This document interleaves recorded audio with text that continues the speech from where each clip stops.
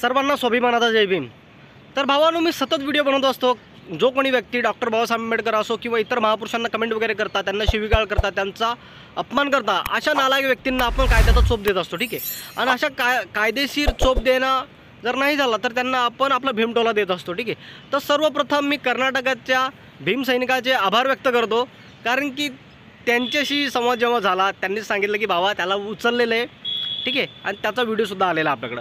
तर सांगण्याचा मुद्दा हाच आहे की जोपर्यंत अशा गांडुळांना मार पडत नाही तोपर्यंत यांची बुद्धी जागेवर येत नाही, ठीक आहे। मला तरी असं वाटू लागलं आहे आता, कारण की दिवसांदिवस रोज असा एक व्यक्ती येतो जो डॉक्टर बाबासाहेब आंबेडकर असो किंवा इतर महापुरुषांची विटंबना करतो, पण अशा नालायक व्यक्तींना आपण सारखा घोडा लावत असतो, बरोबर। तो कुठलाही असो मग, ठीक आहे, तो कुठल्याही क्षेत्राचा असो, कर्नाटकचा असो, गुजरातचा असो, तमिळनाडूचा असो।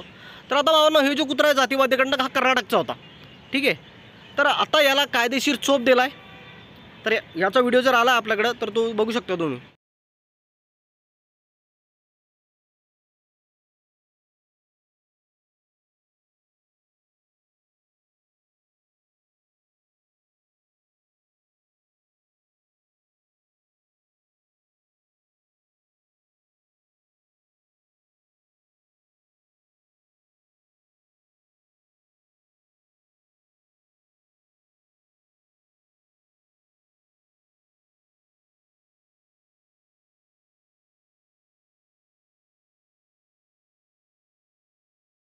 तर बघितलं भावांनो भीमटोला, तर रोज कुठल्या ना कुठल्या एका व्यक्तीला भीमटोला भेटत असतो, ठीक आहे।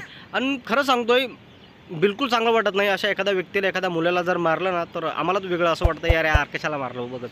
पण अशा मूर्खांनाही टोला देणं फार गरजेचं आहे, कारण की हे काय करतात, महापुरुषांचा अपमान करतात, ठीक आहे। त्यांना असं वाटतं की आमचं कोणीच काय वाकड करत नाही, पण मग नंतर चपक्यामध्ये पडल्यानंतर असा भीमटोला भेटतो, बरोबर।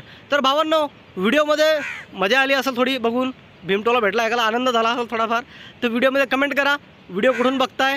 जय भीम आणि जय संविधान।